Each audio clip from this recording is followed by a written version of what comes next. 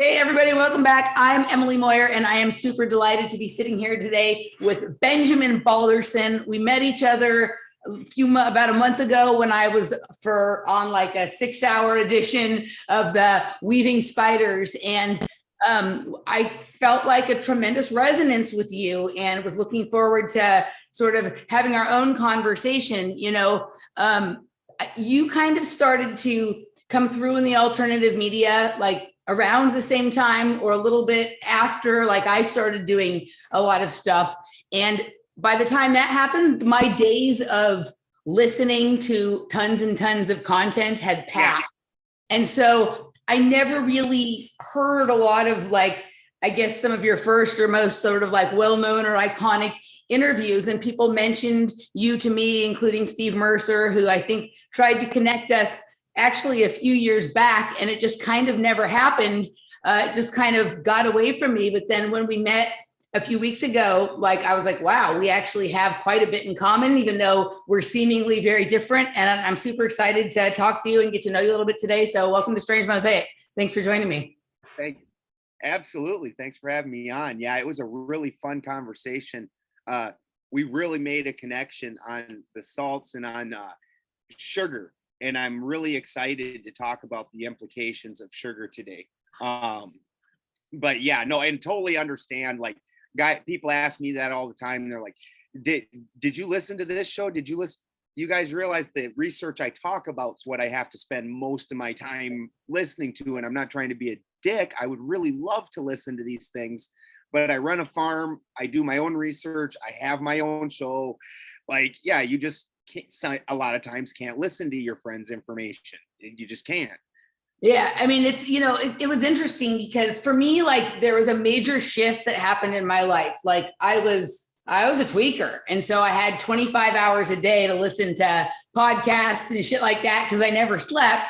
And then at the same time that I got off drugs, I started working a lot more because I had been like a hermit in my room doing drugs and listening to shit. And then I started working a lot more. And very quickly after that, I started doing Off Planet Radio with Randy. And so I went from having all this available time to just consume as much information as I was consuming methamphetamines, to having, like, to not doing that and having, my time otherwise occupied. And so once you kind of get out of that routine, like, you remember, like, back in the days where you would have your routine, like you would wake up and you'd listen to this person in the morning and this person around lunchtime and so in the afternoon and this person at night. And now it's like, if there's a whole long form conversation that I want to listen to, it takes me almost the whole week to get through one of those now, where I used to listen to like 30 or 40 long form conversations a week at least. Yeah, completely understand. Completely. You used to listen to the Kabbalion at, like, I'd sit down and, we'll just listen to the Kabbalion today, and I'll re-listen to that part for half an hour, and yeah, you could just sit there and digest everything. And now, yeah, once you actually start producing, actually doing your own thing, it's that time is pretty much extremely limited. Absolutely. So just so that I have like a little bit more on you, like, how did you come to be a member of this very strange club that we both belong to here? So really, honestly, very originally, I never intended on being a speaker. Public speaking's never been my thing. The people that have followed me and been with me the longest, they know that I was really bad at trying to express myself in any way. I didn't take speaking.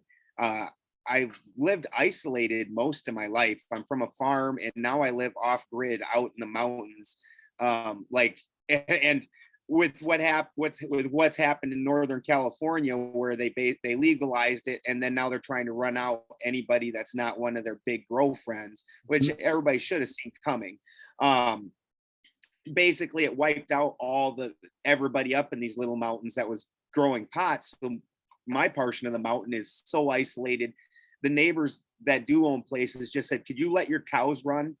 Just let them out of your fence, because our places are overgrown and nobody's around. It's empty, ghost town. So anyways, I had there were some shows I listened to. I was into a lot of alternative science, and then I listened to THC, Greg Carlwood's show. Yeah. And there was a chat where a bunch of us would just get together, and we all listened to the show, and we bounced different ideas off each other and do different things. And this is clear back when they had that, what was it called? Google Talks or something like that. Google Hangouts or whatever. Hangouts, yes. It was Hangouts. And so it was basically like us all getting together, just talking. And we'd watch a show so basically once a week, the show would come out, and then we'd have a little side show, and we'd give our own ideas and what we thought of, and on a couple of those, and we didn't think anybody would watch them at all, but then a couple of those, some actual researchers listened to some of the things I was saying, and they're like, wow, this guy. And I'm like, me, this guy? Like, and then I ended up talking to Crow back in the TFR days, and on a call in, because Crow had they had messed something up, and I called him. I'm like, that's just not how it works. I have a lab. I sit out here and do it all day, every day. I can show you. It just doesn't work that way. And Crow's like, well, what do you do? And I'm like, alchemy. It's mostly what I do all day. And so then since then Crow had me on a couple times, and then Freeman had me on, and then since then I never had my own show. I was mostly just on other people's shows. I've been on so many shows I can't hardly remember. I never really had my own. The only thing I put on mine, because I didn't even have internet.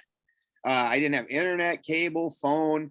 Right. Like when I was doing these shows, if you look at them, the ones where I'm actually, you can see my face, not like Crow and Freeman, but the ones you can see my face, I'm sitting in a vehicle. That's because I drove half an hour just so I could get phone signal to sit and have the interview. And I have to do that even on the ones that without the face. So I was driving half an hour from my home just to do these interviews. So I sure didn't have my own show, you know. And then Steve Poikinen moved in with me.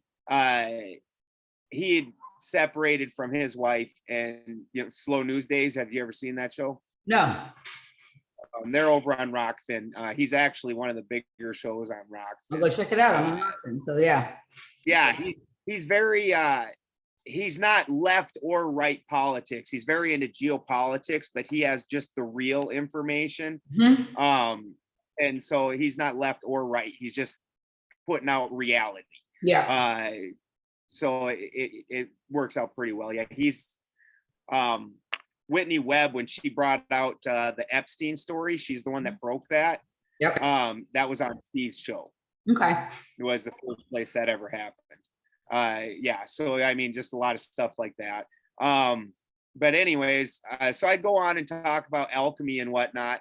And and I'm also a trained electrician, and I live off grid, and people are just interested in that kind of stuff. And then also I follow a cult, and I've done occults and, read different occult things and all the different cosmologies since I was a kid, which then I matched to my alchemy, which is where a lot of that, you want to go get Freya, please. A lot of that then derives from. And then Sam Tripoli found out I was a heathen, and he asked me about it, and he brought me on one of his shows to talk about that. And then everybody wanted to talk to me about that. So it's just kind of been all over. All right, so very cool. So you, two things, let me ask you, is that a AquaCure Brown's gas machine in the background there? Yes. That's absolutely. So funny. Like literally right before I hopped on with you, my friend Masaki was like, send me a picture. He's like, I just got this. I've been using it for 2 days. My sleep is wonderful. So I was looking it up, and that's exactly what my screen was open to right before I hopped on with you. So I was curious. Put in the code word alchemy, and you'll get 20% off of it. There we go. All right. Well, I was just looking at it, just now. I mean, I've heard of it before. I know people have done shows with the guy, the Wiseman or whatever, but I haven't. Yeah, George. Yeah, it's pretty funny that I was just looking at it right before I hopped on with you. Where are you from? Did you grow up in I California, or what's your sort of background? no. Oh no, don't you know? I was Yeah, going to say, I'm you don't from South sound like you're from Dakota. California. No, I'm from South Dakota. I'm Oh, from like, yeah, I'm from like 2.5 hours from Fargo. so my better half is also from South Dakota. She's Oh, from, whereabouts? she was born in Mitchell and grew up in Huron. Oh, no shit, I'm from Aberdeen. All right. Well, she's not home right now. She just went to work, but I will let her. I will let her know. So I was curious. If you go straight north, like 90 miles, Mitchell Straight and Aberdeen are straight north and south of each other, basically. I feel like is Aberdeen where the university is? Is there a university? Yeah, there? that's where the college is. Yeah, Okay. Northern's in Aberdeen. Yeah. All right, interesting. Okay, well, she'll be excited to know that. She was upset. She usually when she's home, she takes show notes and stuff like that for me, but she had a client this afternoon, so she went to the office. Okay, so how did you find your way I mean, is your family farmers? Did you grow up in that? Or like how did you find your way to sort of an off-grid farming lifestyle in Northern California? I grew up on a farm, and we grew up farming, and I always kind of more maintain that. But then when I was in my mid 20s, I did push off toward the more, uh, uh, society type life where I became a business owner and ended up making a whole lot of money and doing all the dumb things. And honestly, and I ended up becoming a millionaire. And I owned 5 different businesses, including the second largest bar in downtown Sioux Falls. Oh, And yeah, I owned World Imports down there, and it was miserable, all of it, huh. every bit of it. I kind of understand like some of these guys that do this stuff, and then you see them go to like strip clubs and blow like thousands of dollars and whatnot, and you're like, why would somebody be stupid like that? And it's because when you're grinding that hard, uh, all you're doing is making money, and now you have this excess of money and no time to actually care about anything, Mhm. but you want to do something with it. You want to have some fun, and you want to have fun with other humans. You want to have like this uh, uh, mockery of what a family would be if you were doing it right, where somebody's paying attention to you and fawning on you, and you've brought home the bacon, and here's some women, here's a woman here to take care of you, and appreciate that, and you want to kind of do that kind of thing. Well, you don't have time to do all that because you're caught in that hamster wheel, going as fast as you can, and so you just end up blowing all this money, and you've got it. Who cares? And that's what you really got to get to at the end of the day, is that who cares part. Like, that wasn't the good part. You start figuring out the rest of it. And so I moved to California, left South Dakota and moved to California. I went to prison for weed, and got everything straightened out and got out. I flatted my number. I got out, and my mom had some stuff going on, and I got her stuff straightened out and moved in with her and paid her farm off. And I wanted to go to California here. And when I got out here, I wanted to build my own place and move off grid. I'd been studying it for a long time. And when I was in prison, I went through a real giant transformation. That's what changed me a lot, where I really came to the fuck it. Because I was a millionaire when I went in there, and I was poor when I came out, and life was better. It was but when I was in prison, I did a couple of years in the hole. And during that, I really tore my life apart, in every different way you can. I mean, like, I went I went through the whole cycle where I blamed the whole world and Mhm. everything happened to me. And, I've always been a pretty responsible person. So I never was everything else's is everybody else's fault, but I was pretty damn close. And then I went through bigger for me was I went through the everything's my fault. I'm nothing but a piece of shit. I'm Uh-huh. a fuck up. Everything I've ever done is wrong, and I've been no good for anybody. I don't even know why I'm here. And you know, every different other angle you could possibly imagine, because 2 years of spending, you know, time by yourself and just sitting there, you got nothing else to do. Yeah. Especially in the winter up there, the librarian doesn't show up because always some like old volunteer lady that's getting paid almost nothing. So in the winter, she don't ever show up. So you end up, you've read all your books, all your neighbors' books, the neighbors' books that you could throw a line down to underneath your door and grab, and you know, so you end up just doing a lot of thought, and you end up going crazy with it 100%. You lose your mind, but you know, you come back, and then you lose it again, and you come back. And I've done that enough times that I'm not 100% sure I can tell the difference between the two anymore. All right. So you had that experience, you came out to California, you know, a lot of people so I've never been to prison, even though like I'm not clear how that is, right? Based on the reality of the things that were going on around me, and you know, like sometimes I would have the thought to myself, like, how is it that everybody at this party got arrested except for me, right? Kind of thing, or whatever it is. Right. But for some reason, that wasn't my path. I found myself in a prison of my own making, sort of based on what happened to me through the process of drug addiction, right? Like I got into this weird it was a long, slow process, but I was one of these people that didn't really act out when I would be on drugs. I just kind of hermited and sort of built like a bigger and bigger and bigger barrier around myself. So I wasn't out doing wild and crazy things that often make you like look suspicious or whatnot. But my life, my reality, my world were getting smaller and smaller and smaller because I was like building up a bigger wall sort of around me. And I was just in my mind all the time, right?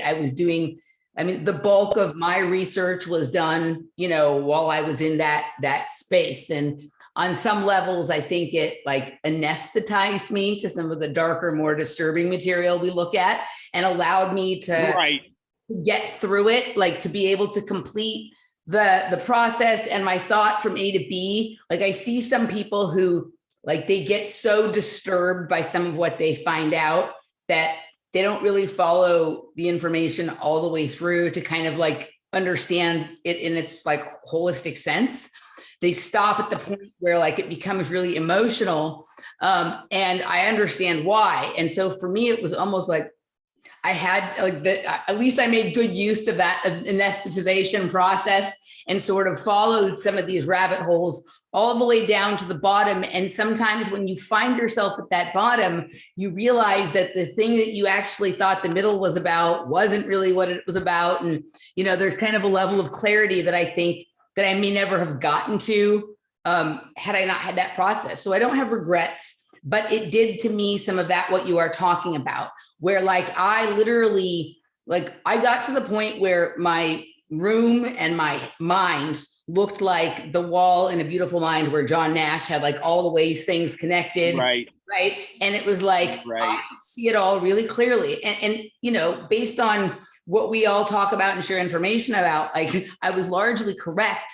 But when you're developing that kind of a neural network separately away from other people, it makes it harder and harder to like step out of that wall that you've created and function knowing all of those things. Right. And so it was it was a challenging time for me. And, you know, it was a long time before I learned how to take those things that I had become aware of and function again in the world. Right. So it wasn't like quite like being in the hole in prison, because it wasn't like an enforced process that I went through. But same concept. You're still isolated, still in your head, you know, in an extreme way, you know. Yeah. So I definitely get that. It's a huge topic of conversation in the kinds of, you know, groups we hang out in, this idea of becoming self-sufficient, of living off the grid, of understanding alchemy, of being able to, manage all of our needs ourselves. But very few of us ever actually achieve that. It's just something we talk about. You're actually doing it. I didn't know until today you're an electrician, but that would make sense that that would be something you would probably have to really understand in order to understand the alchemy. Did you learn to be an electrician so you could further understand alchemy, or did being an electrician make you interested in alchemy? The two things kind of happened side by side almost. My uncle had started a company, and he's like, "You're the smartest guy I know. Would you come work for me and start a company with me? And I think we'll do great things. I think you could really, you've got a electrician of the construction field. That's like that's the aristocrat of the construction field. You've got the most training, the most requirements, your understanding of things. And I'm not talking about like just a house roper. That's dumb stuff. I'm talking about commercial electrical, industrial electrical, motor control, things like that. You've got to have your head on your shoulders. You can't be an idiot. And so I went with him and did that. And actually, it's around the same age where I developed the grand mal seizures. Huh. And just while I was learning the electrical, I ended up. So at first, when I got the seizures, I started taking pills, and the pills made me gain a ton of weight and made me just non-functional. It was horrible. It's like I was drunk. And so I don't know if somebody mentioned it to me. This is a long time ago now. But they said, you should just try cannabis. And the cannabis would settle the seizures down. And then if I went and did an extraction of the cannabis, which back then it wasn't like it is today, I tell you that. Yeah. There was no fancy tools. It was all done with shit that we made up, that we could find in the local store. And you know where I'm from, so you know what the local store was looking like. And we'd figure it out, and that would really fix it up. Well, then I end up getting in trouble for a quarter pound of pot in South Dakota, and this was back in the day. And freaking, I despite, I'm not like methamphetamine, like what you were on. I actually know a guy, and I don't touch that stuff, but I know a guy that went to prison for 15 years for failing a UA for meth. Didn't get caught with a pipe, didn't get caught with meth, nothing. Mm-hmm. Got 15 years for having a dirty piss test. Like, that's insane. Like, serious time in prison. But that was South Dakota back then. It's just the way it was. And but when I got on the cannabis, well, the extracting portion of it was really much better. So I started working on that and isolating that, trying to make it better. I have a fairly mechanical mind. And so I just, started trying to make this a better process. Well, then I also started noticing some of the occult books and things I'd read that it matched that, and it matched the alchemy things that they talked about. And I just started kind of putting it all together and doing my own thing. And like what you were talking about with the living off grid, when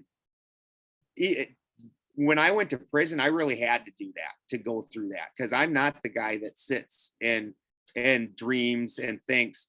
Like, if we want to do something, it's like, hey, how'd that be? I'd be like, I don't know. I'll tell you in a second, because I'll go off and do that shit. Yeah. Like right now. Like, I'm not going to sit and think about what it's going to be like. I'm going to go do it. I'll come back and I'll tell you right here in a second. Yeah. And so there's been 2 times in my life where I really had to take serious time out. The other time I flew off a motorcycle and flew into a tree doing like 55. And just smashed my entire left sides. That put me down for like a year and a half, where I was really slowed down. But I needed those times so I could learn to try and think ahead, not just always be so in the moment, So let me ask you something. You said something about you started to develop the seizures at the time you started to work with electricity a lot. Do you think that there was like something about whatever frequencies you were being exposed to in your work that kind of took your body out of its natural vibration or its natural resonance and created this scenario? Because there's a couple. That's an interesting question. There's a place that something occurred to me. Like, you said two things. You told me that you started to develop the seizures at the time that you started working with electricity. And then you also told me that you had a friend that got 15 years for a dirty piss test. Okay. And for meth. And what my mind just immediately went to, what would be the cause of sending, like, we can go the crazy right wingers and their drug laws, and she's like, that sure, there's like a portion of the reality that is like run by that idea, but that is never like the actual purpose.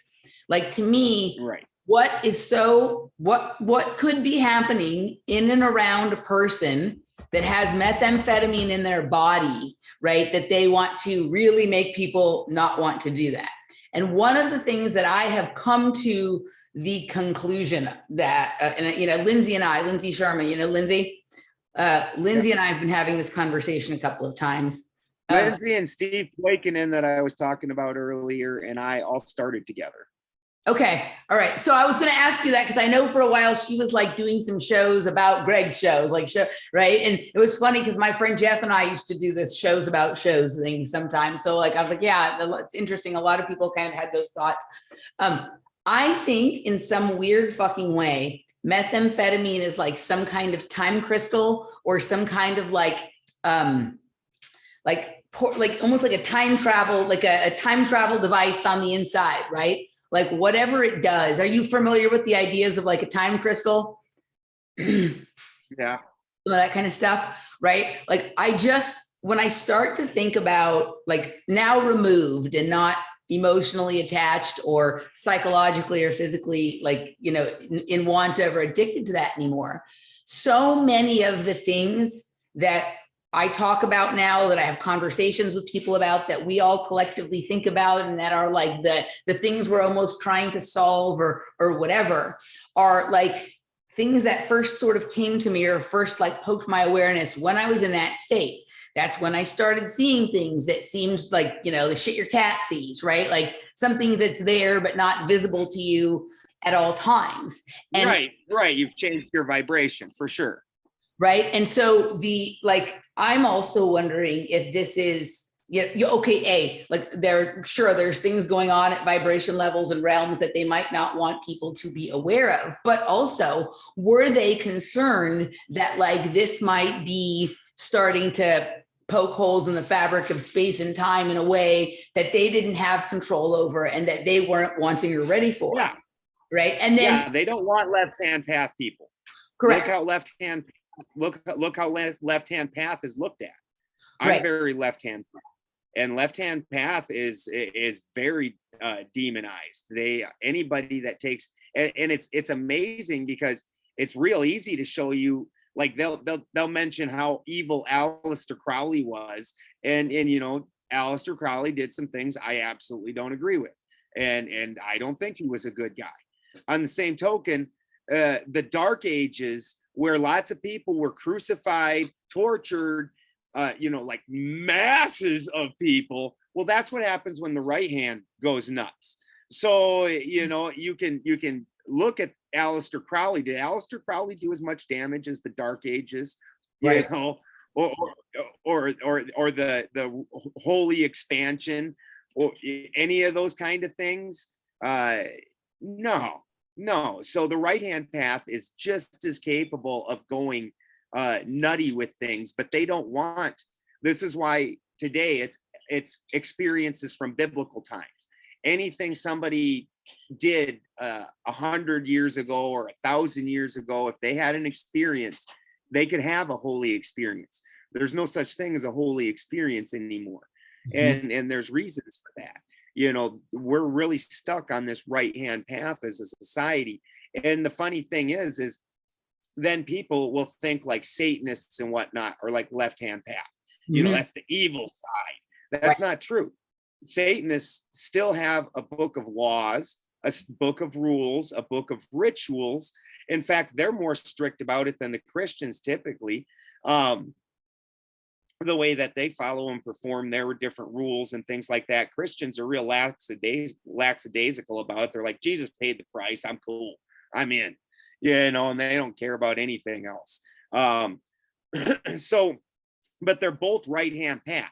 Right-hand path people don't have their own discoveries. Don't go and do the experiment.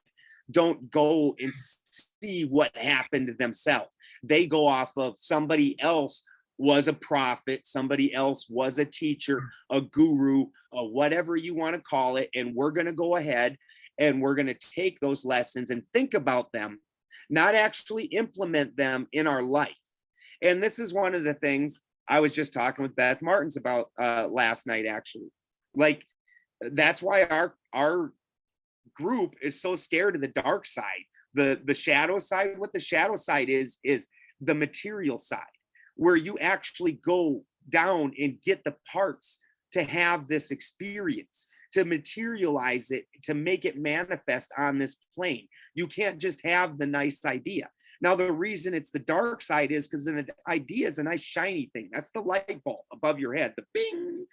The dark side is the material. You got to reach down into that crystal realm where it is dark, where you get that raw material and you put them together here to manifest things. And so what they're really scared of is the experience, right? The actually living out this wonderful idea. And the reason that it's a dark side is some of that parts of that wonderful idea aren't going to pan out. When you go to actually have the experience, all these little things you've worked up in your head, half of them, throw them out the window. Yeah. The other half, you're going to have to make adjustments. And because now it's reality, you're going to have to weigh this idea against reality now. And that's a scary thing. It's so part of why people are very fascinated with me with the off-grid thing is I actually live it. Like, right. Oh, holy shit, it can happen. It's not just a good idea. This dude's doing it day in and day out. Now, I have a lot of people come and visit my home, and it really is a very testing ground for it, because they'll come and stay for extended durations, and you really see the ones that leave that are like, yeah, I don't want nothing to do with that. It was a great idea, but fuck that.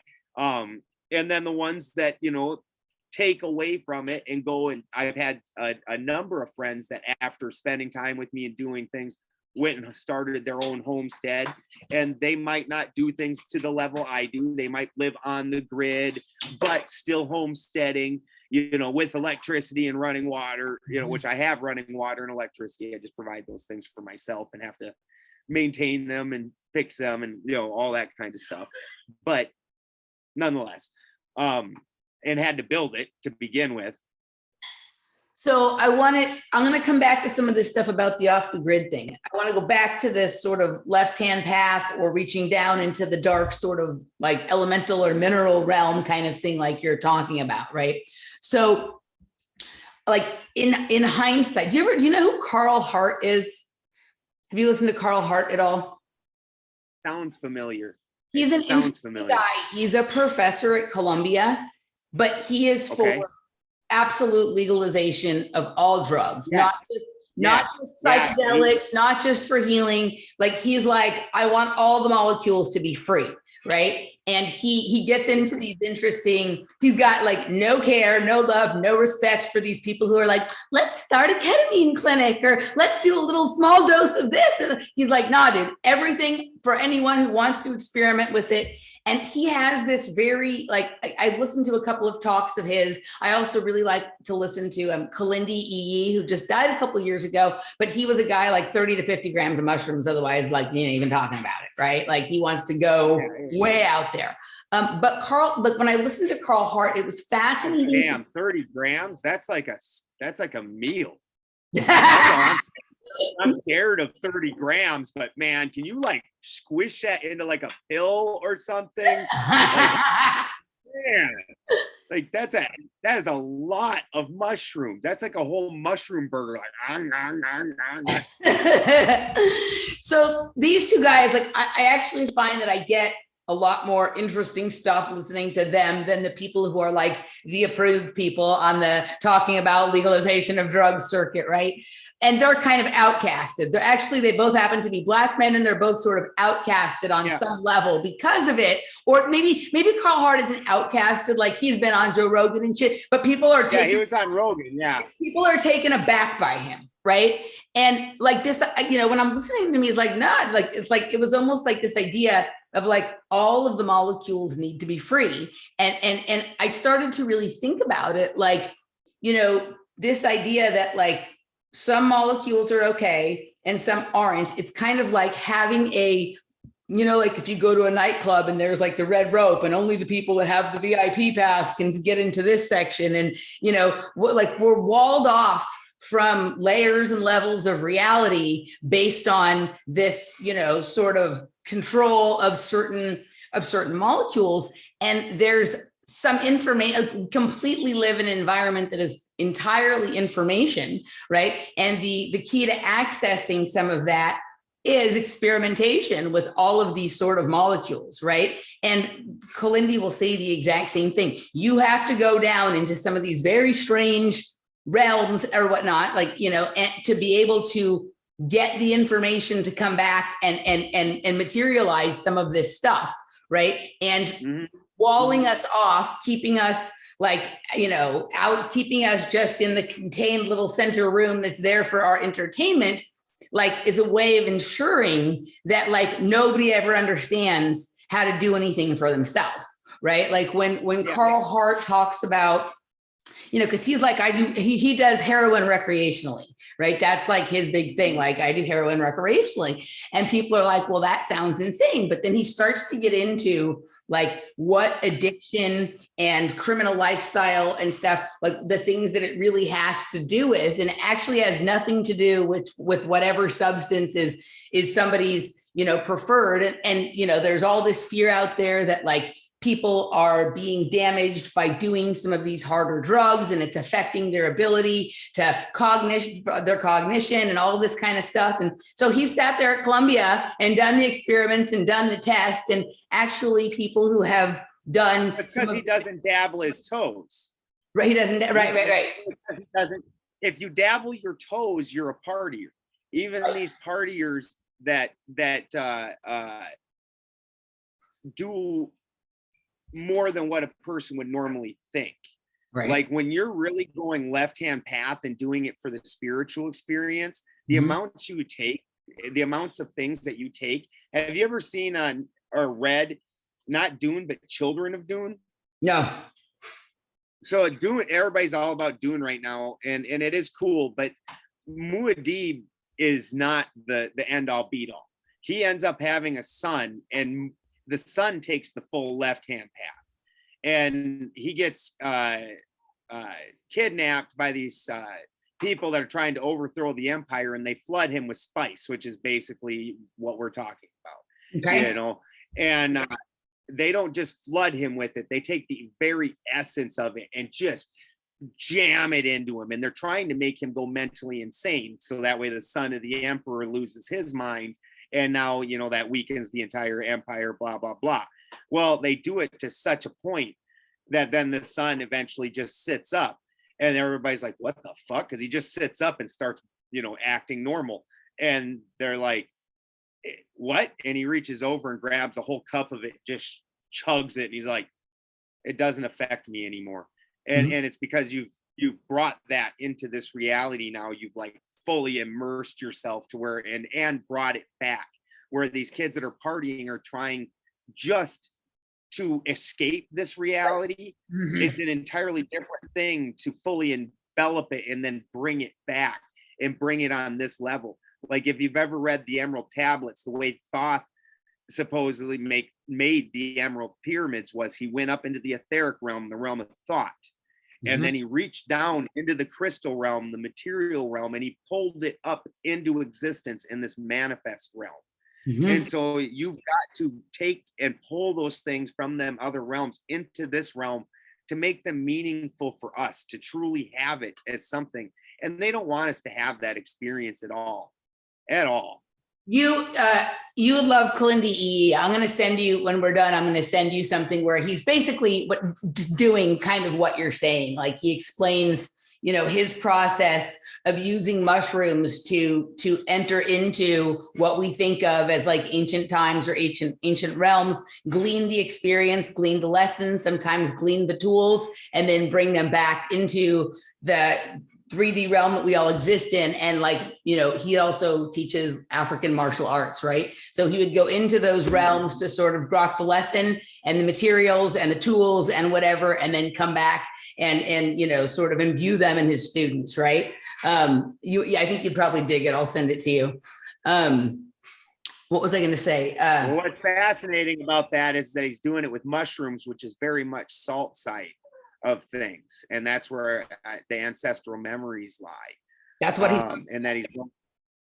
What's that? That's exactly what he talks about. So like he talks about, he very much gets into ancestors and that they are a technology in order to connect with your ancestors and make sure that the knowledge and wisdom and whatnot is not lost and not forgotten based on the things that are going on in this realm at this time and that they're past. And it's kind of like a secure way of communicating to that. He'll talk about looking at certain hieroglyphs or certain like cave paintings, wall paintings, pieces of art, right? And at a certain dosage, you're looking at it and suddenly you see like some of the deeper meaning, right? Maybe some of the symbols, the sigils will start to move and you'll start to glean more information from it than you just got from generally looking at the picture. And then yet a higher dose, the characters that are sitting there in whatever the painting is will start to move around and you'll start to like see how they're interacting. And then at a higher dose, they will come up off the wall and be out like into your reality, like enter your sort of 3D and begin to interact. And yet at a higher dose, you can step into the scenery and now you're back in time at the place where these paintings were actually made, because the materials that they are done on, like some of these ancient like rocks and sands and the materials that they use to make these paintings or whatever are actually like technologies that hold the information, right? And so now all of a sudden you've used the combination of the information they left in the hieroglyphs, the symbols and sigils, along with the technology of the mushroom to basically go back in time, or in some cases go forward in time, glean the information and then bring that back and not have to be reliant on other people's stories or versions of history or deletion of information or addition of information. You can go right there. You can go to Cometh. You can go do whatever it was, right? And grok the information yourself. And I was like, that's fascinating. I mean, anybody who's done more than a very little bit of mushrooms, I've certainly never done anything like 30 grams, knows that like once you pass a certain threshold, right? Once you pass a certain threshold, like you start to see things and things start to move around in a way that like when you look at the same shit when you're not on it, right? You can't quite tell, you can't quite see it. But then when you go and check later, when you're sober again, it's actually there. You just couldn't grok it before that, right? So right. It is fascinating. Tell me what you are talking about with this mushrooms and the salt. Because if I know we wanted to get into talking about sugar and salt, and I also wanted to talk a bit about. It's a good segue into it. It's a good segue into it. So when you start, what an alchemist basically does is look at nature and break it down and look exactly how it's working and bring it to its epitome and put it back together. And so when you break down a plant breaks down into 3 parts. The sulfur is the electricity, the idea, the perfect energy that driving, and then you've got the oil, and that usually when you're doing alchemy, most people don't even realize that quite part. And that hides inside the oil, which is the mercurial part of the whole process. Okay. And then there's the salt. Okay. And this is basically working. Like if you put this into computer terms, you can take those hard drives that have all this memory in them, and that's a piece of salt. Okay. And the computer itself is the mercury. and you have to plug the salt and the mercury together in order for the sulfur to interact with. And so that way, because really what you're interacting with is that hard drive or whatever. Okay. But you need all this other shit to this software or whatever to open that up and make that functional for you. And so this is what's happening. I had to put a lot of fucking thought into that also, because I don't use these tech terms at all, and I'm really bad at this. So I work out in nature in a lab. Like for me, there is no programs. This is how nature works. This is the Kabbalion. You know, this is the way that the world came into existence, and there's just certain mechanics to it that have to happen. So the salt is what is able to hold the memory, and what creates the structure. And then the mercury is what opens things up and lets this transition between the sulfur and the salt happen. So like when I'm taking and doing the great work, I take and I break all these things into their 3 component pieces and purify each piece. And then I put them back together, and the sulfur goes through the mercury into the salt, becomes part of the salt. The 3 things coagulate together, and then you have your stone. But brings the information alive. It right. So like the salt is holding the memory or the information. Yep. And then the sulfur moves through the oil into the salt and brings the information to life, activates it, and makes it a functional, takes it from the idea to the action. Is that correct? Right. Okay. Right. And it makes it so you can also imprint into the salt if you want, because you're the sulfur. So just like when you look at water and you yell at it, you can literally see that catch, the vibration you just threw at it. Masaru Emoto, you know, you look at his work where even just putting a picture of something, you know, saying words at something, whatever, it always is water. Now, what people didn't put together for some reason, and it's right in his work, that when he started out and went around and did all these experiments, he went and got water droplets from all over and then flash froze them, and they made different cymatic patterns, and it was amazing. When he wanted to start doing experiments where he started doing things like talking to the water and yelling at it, he had to distill the water to wipe out its memory. And right. And now what he's saying and doing takes effect much easier. And because the water is just the mercurial medium, and the salt is where the actual memory is sitting. And so when you want to interact with that salt, you need to do it through the medium of that water. And anytime when I say mercurial, it's philosophical mercury. So as we can say with the actual mercury, the metal, it's an amalgam, and it will actually take and amalgamate gold. Like if you want to receive some gold, you go ahead and just dump that through some dirt that's laden with little gold particles. The mercury amalgamates the gold, and now you can have access to the gold through the mercury.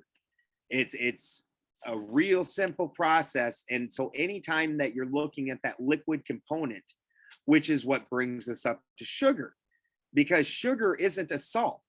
Anytime one of the ways that you can tell if a crystal is a salt or on the crystal realm, or whether it's just oil that has been brought to an epitome is that you give it some heat. Okay. And if you put some heat to sugar, it will caramelize. Right. If I put heat to salt, it doesn't do anything. It'll glow, but it just sits there and it's salt. It's not going to caramelize. It's not going to do any of those nice things because it's not an oil that's been brought to a crystalline form at this temperature, at room temperature. So you can tell the difference. So one of the things that I see with sugar, and there's all kinds of studies out there that show that behavioral patterns change severely with sugar, refined sugar. And I want to come back around after I get done with this and give you a chance to talk. I need to remember to come back around to this refining part. And but with refined sugar, Well, you've got now basically, like when I'm doing an alchemical experiment, like I distill out the water, and you're supposed to distill it 7 times and you bring it to this super purity. And now anything that I put into that, that's now just basically a perfect solvent. And it doesn't have characteristics of its own anymore. So anything I put into that it's going to take those on really easily, which is really good for me doing an experiment and trying to pull the different things out using it as a solvent. Well, sugar also is on that liquid on that side. Well, now when you are bringing it to that epitome and crystallizing it, it basically is able to hold the memory because it's acting like salt now instead of acting like a liquid. It's acting like salt. So whatever memory you put into that, it will hold that while it's in that crystalline form, right? You know, that cymatic pattern, that is the information. And while it's in that crystalline form, it's going to hold it. So anything, even taken and putting symbology on the inside of these tanks where they're refining the sugar before they dry it out, put it into its crystalline form, anything like that is going to be held. It doesn't even have to be anything crazy. Like all it has to do is be a symbol on the inside of the tank, you know, or in the tubing that it's passing through. I actually do this my fucking self. When I go, all my products, I put symbols on my different things. Like say I'm trying to make something that's going to make you happy, like or feel soothed or whatever. Like if I'm trying to make something that's going to bring you into a happier state, make you feel a little bit of joy, I'm going to put the joy rune over my stuff as I'm doing it and try and embed that energy, that understanding into this. Hey, I'm in your technology verbiage. I'm programming it. I'm telling it, hey, this is the job I want you to do, man. This is what I want you to do. And when I've taken, refined it and flat and frozen it and made it crystalline, it's going to hold that message, that memory. And then we take and we feed that by the gods to these kids and even to adults. And I myself suffered that. Like I used to drink Mountain Dew like mad. And like so many others in the community, I listened to Joe Rogan years ago, and he had a doctor on there who talked about what sugar does in your body. And I went, well, I see these things happening to my body. What the hell?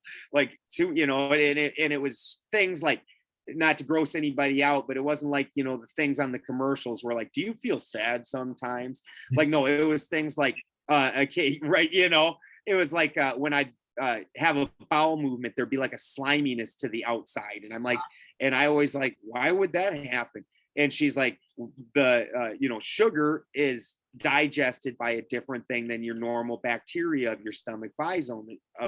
It's like an enzyme that breaks it down. So when you take in a whole lot of sugar, and I've always, I run like hell trying to get me to sit down is pretty hard. That's one of these shows are actually good for me once I learned how to do it.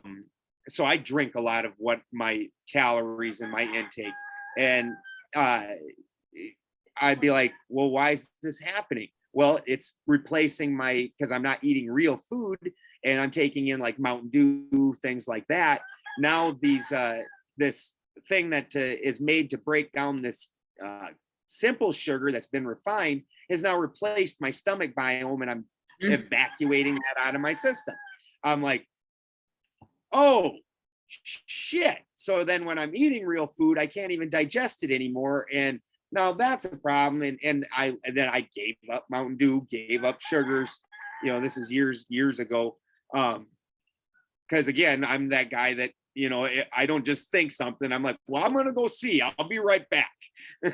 I'll let you know. Yeah. So, okay, I have a couple of questions for you. So first I'm going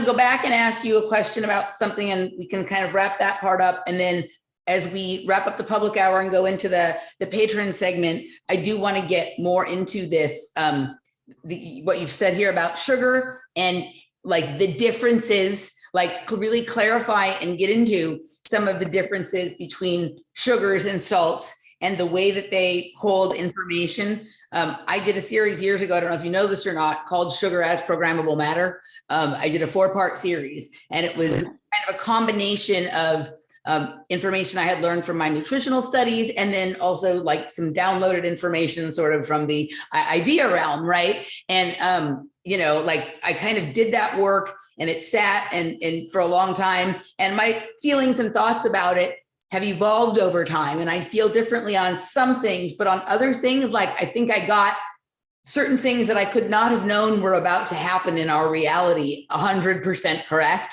And so it's kind of interesting. I sounded like a crazy person in saying it because it was coming through almost like channeling, right? You know, and I go back and I listen to it. I'm like, God, it's embarrassing. But if I try and refine it, like you lose some of the energy of it.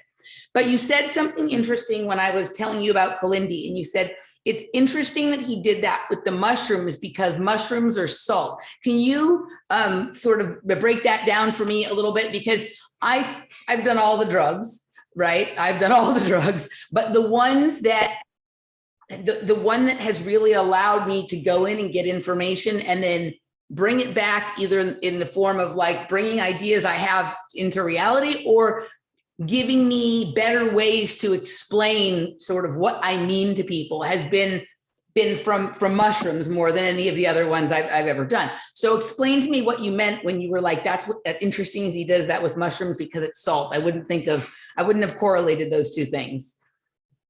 So when you're looking at plants, and there's all kinds of confusion. And the problem is in the last 100, years, 200 years, everything's went completely etheric and everybody stepped away from the lab, and now anybody could say anything without any reasoning behind it. There needs to be mechanics,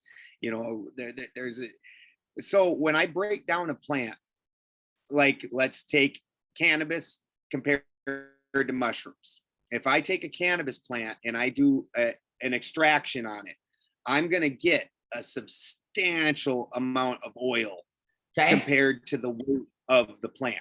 Okay. I mean, shocking sometimes. 15-20% of oil weight. And we all operate off the basic understanding that most plants are close to 80% water. Yeah. Well, this thing's so heavy in oil, it's shockingly low in water because it's full of oil.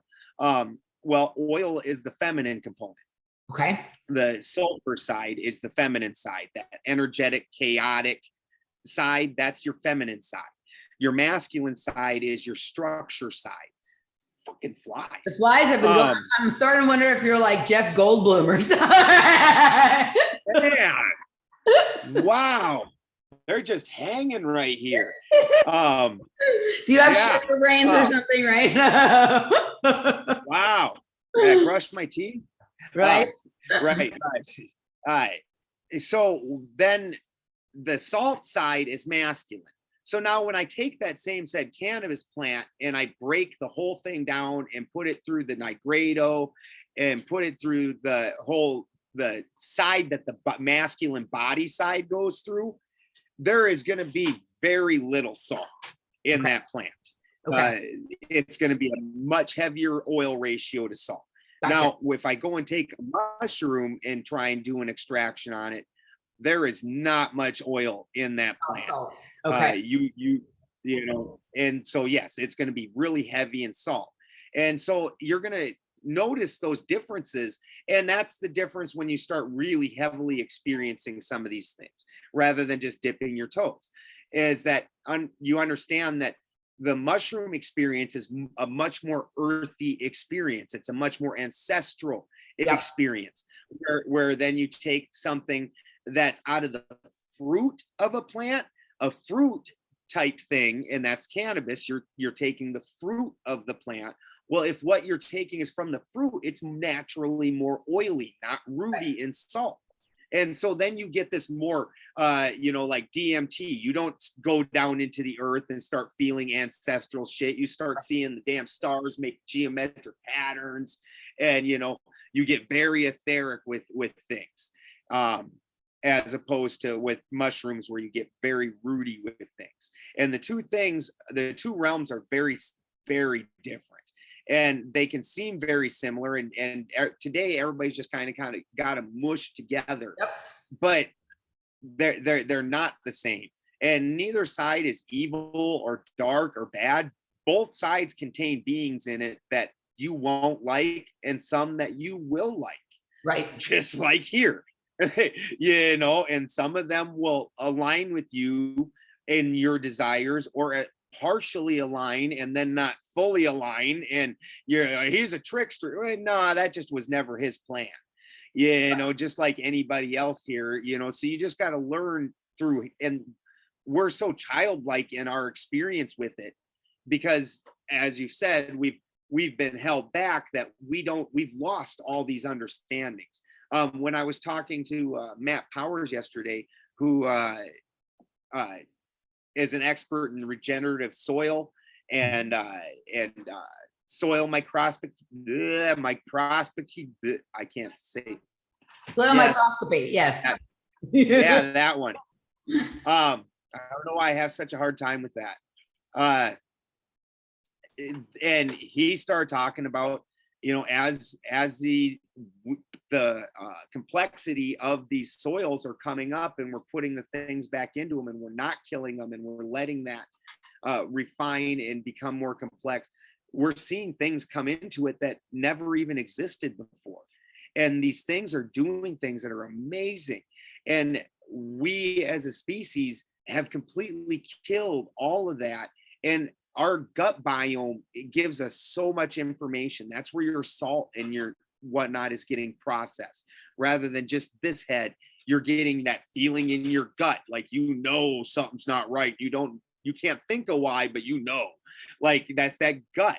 And since we have taken and killed all of this bacteria, all this fungi, and the complexity of life in our food, we don't have that complexity in our guts anymore. We don't have that access to that salt memory and that salt side of things anymore. And it's a hard thing to bring them back and bring that complexity back.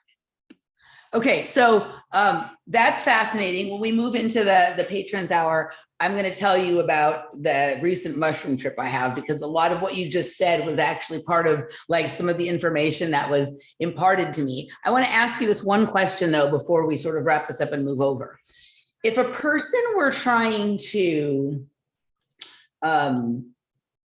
immortalize themselves, and I don't mean this in like a Dracula live forever way, but let's just say they wanted their consciousness to live on beyond their body, or they were looking to move into a different dimension, would finding a way to program your consciousness into the mushroom realm or the soil realm or the environment, is that a legitimate way to sort of preserve your consciousness for eternity? 100%. But at the end of the day, you're trying to accomplish the great work. You're trying to do more than that. And we'll save that for the other side. Okay, awesome. So we're going to move over to the Patreon segment. You can go to patreon.com/offplanetmedia, emilymoyer.locals.com, or rockfin.com/Emily Moyer. And we will see you over there. But Benjamin, let people know where they can find you, where they can find your work, where they can buy your goods. You make some pretty like futuristic, high-tech, time travel looking device wire wraps and shit like that, right? I saw them. Good. Thank you. Where can you find them? Heathenwizards.com is my website, and you can come find my shows, and my shows are at Benjamin Balderson's Odin's Alchemy, and I'm on all the different podcast apps. I'm on YouTube for the first hour, and similar to what Emily's doing here with Patreon, I go to Rockfin exclusively on the second hour. So Rockfin is where you can come find all of my second hour, although I do all my stuff for free. I just like to swear a lot and not be censored, so I do that on Rockfin. All right, awesome guys, come over and join us. We're gonna get crazy with it over there. So we'll see you on the other side. Cool.